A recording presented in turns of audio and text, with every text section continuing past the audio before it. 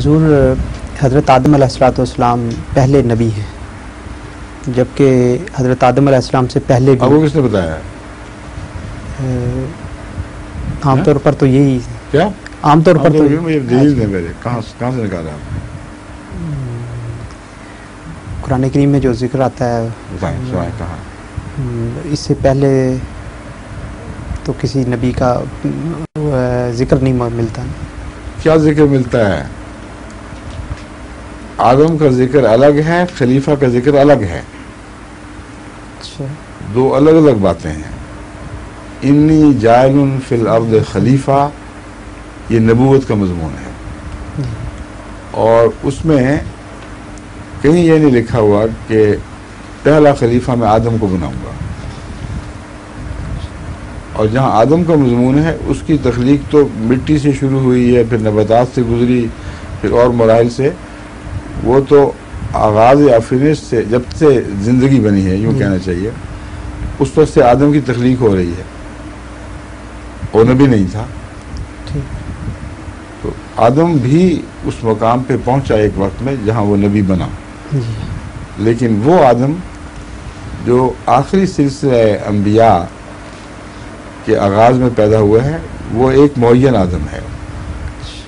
اس کے سوا دوسرے آدم کا پیدا ہونا نہ صرف یہ کہ ممکن ہے، بلکہ حضرت ابن عربی ایک حدیث کا حوالہ دیتے ہیں جسے پتہ چلتا ہے کہ 40,000 سال پہلے بھی کوئی آدم گزرے ہیں، اور بھی اس سے پہلے آدم گزرے ہیں کئی جن کا ہمیں علم نہیں.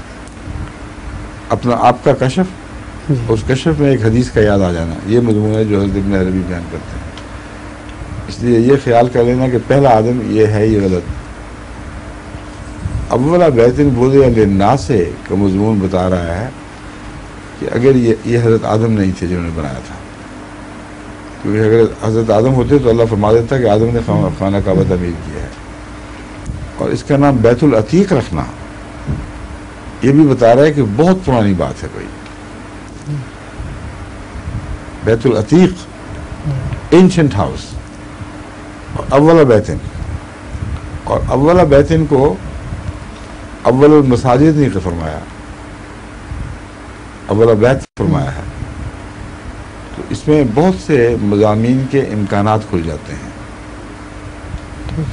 یہ پتہ چلتا ہے کہ پتھر کے زمانے سے جب مکان کے زمانے میں انسان داخل ہوا ہے تو خدا تعالیٰ اس وقت کی بات کر رہا ہے کہ پہلا گھر خدا نے بطور مسجد کے انسانوں کو عطا فرمایا، یعنی نبوت کے حوالے سے بنایا ہوا، اور اسی نے تمدن عطا کیا انسان کو.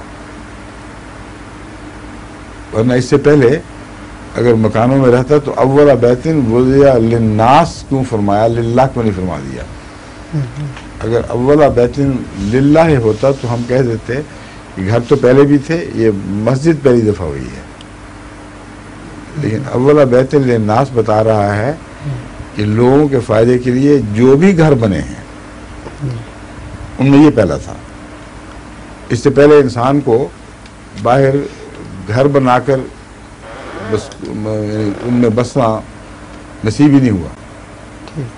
تو میں تو سمجھتا ہوں کہ یہ آیت پتھر غاروں کے زمانے سے جو تبدیلی واقع ہوئی ہے، باہر آ کر تمدن اختیار کیا انسان نے، اس کی طرف اشارہ کر رہی ہے. اسی لیے کسی کی نام ہی نہیں لیا خدا تعالیٰ نے کہیں، نہ حدیث میں نام ملتا ہے نہ کہیں.